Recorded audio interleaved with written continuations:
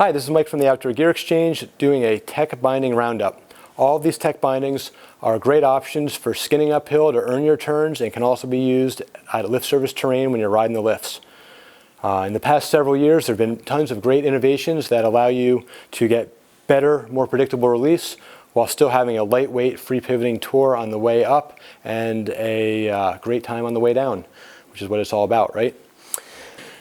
Dynafit created tech bindings over 30 years ago, and they've been refining them ever since. The Radical ST 2.0 is a culmination of all of that work and all of that technology and all of the German engineers' desires to make a better, more functional, lightweight binding. The toe piece on this binding, when you're in ski mode, pivots left and right, allowing the boot to move slightly and then recenter to prevent pre-releasing. The heel of the binding has a sliding AFD, and the DIN release value goes to 12.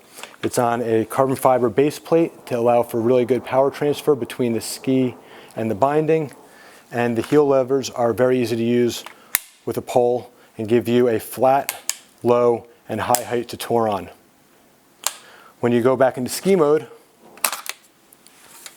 you have a brake like all these bindings have, so you can just put the ski on the snow, and they're easy to step into with quick step stops here for your boot in the front, and then you just step in the heel and you're set to go. Also from Dynafit, we have the Radical ST. It goes to a release value of 10 instead of 12 and doesn't have the carbon fiber base plates. Other than that, it shares all the similar features at a slightly lower price point. G3 developed the Ion as a fairly direct competitor, and it does a solid job at that.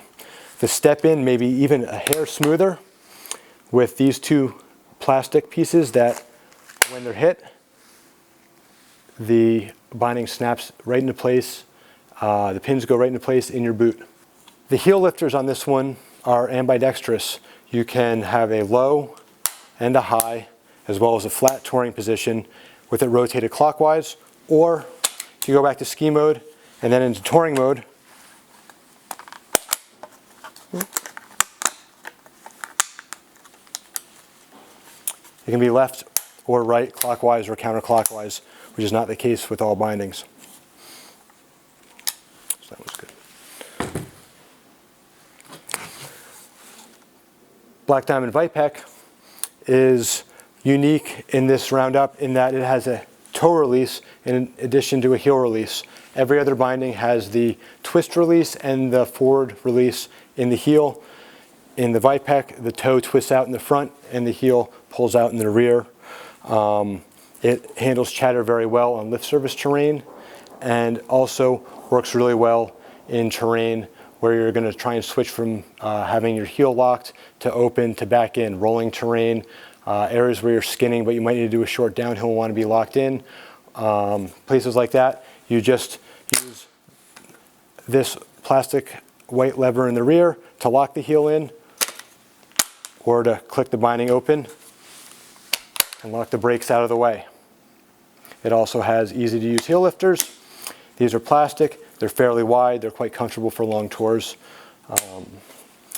And again, the toe release being in the front makes this one unique compared to all the other bindings in this roundup, and works really well for touring because it's lightweight and free pivoting, but also works great on the mountain.